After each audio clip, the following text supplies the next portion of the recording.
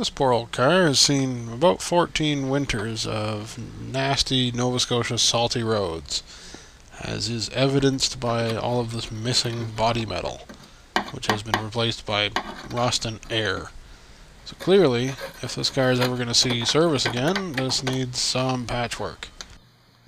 If you can find a body shop in your area that is reasonable or decent to talk to, maybe you could scam a couple of beat up fenders out of their junk pile.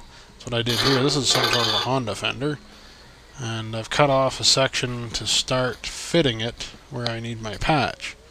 So this is kind of a long, involved process because I'm not very good at it, so I won't show you the whole thing in a video. But it involves a lot of testing and cutting and testing and cutting.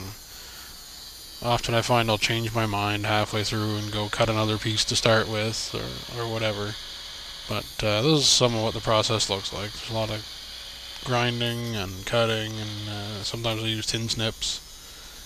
And of course there's also a lot of hammer work to get the Honda fender to contour to a completely different car in the wrong part of the car from a wrong decade, etc. Like I said before about changing my mind, I actually decided to split this job up into 2 sections instead of trying to do one bigger one to contour all the same way. So I'm just doing this dogleg section here on the car first. So once you've done all your test fitting, clamp that sucker in place, and since it's Nova Scotia, you're not allowed to use rivets anymore. It's all about welded patches, so I'll just tack it into place here, and then make sure it's holding, make sure it's in the right spot and it hasn't moved around. Sometimes a hammer adjustment or two come in handy at this point, but this time around it seemed to be in a pretty good spot, at least good enough for the work I'm doing. And then proceed with stitch welding it all in.